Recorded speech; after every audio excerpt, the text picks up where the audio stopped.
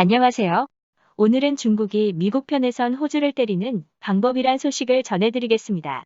중국이 신종 코로나 바이러스 책임론, 홍콩 보안법 문제 등으로 갈등을 빚는 호주에 대해 보복을 강화하고 있습니다. 13일 중국 환추왕에 따르면 해관 총선은 지난 11일 호주 빅토리아주산 원목의 수입을 전면 금지했습니다.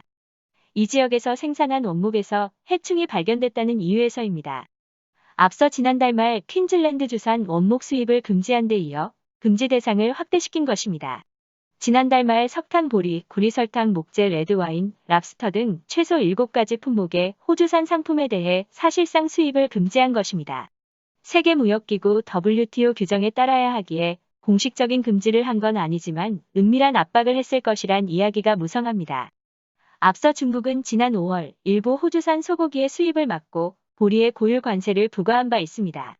호주가 코로나 팬데믹을 두고 미국 편에 서서 중국 책임을 들고 나왔다는 게 이유였습니다. 그런데 이번에 중국이 콕 집은 품목 중에서 유난히 눈에 띄는 게 있습니다. 바로 레드와인과 랍스터입니다.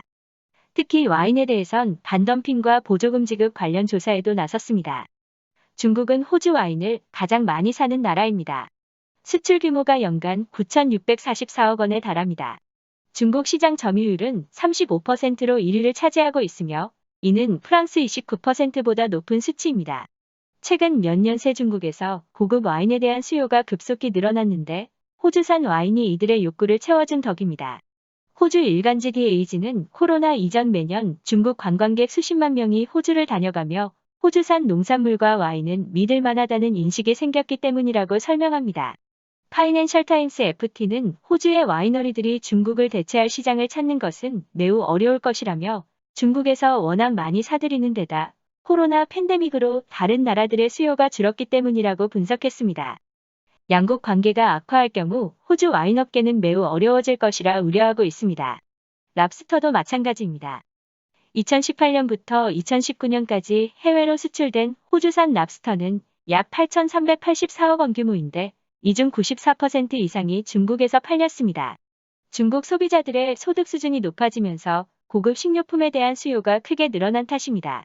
와인과 랍스터를 비롯해 중국이 콕 집은 7개 품목의 공통점은 뭘까요? 중국으로의 수출을 통해 상당한 수익을 내고 있고 지난 10년간 수출 규모를 급속히 늘려왔다는 점이 꼽힙니다. 노동 집약적이고 소규모 업체들이 많은 농업 산업의 특징 때문에 수입 금지가 호주 전역에 큰 영향을 미칠 수 있다는 점도 있습니다. 무엇보다 중요한 건 따로 있습니다. 호주산이 아니어도 얼마든지 대체품을 찾을 수 있는 품목들이란 것입니다. 중국이 울며 겨자 먹기로 호주산 철광석 수입은 포기하지 못하는 것과 일맥상통합니다. 철광석은 호주 말고 기댈 곳이 마땅치 않습니다. 지난 4일 시진핑 주석은 상하이 수입 박람회 기조 연설에서 개방과 협력을 강조했습니다. 오늘의 추천 영상은 중국 유엔을 통한 글로벌 감시체계 준비 중입니다. 많은 시청 바랍니다. 끝까지 시청해주셔서 감사합니다.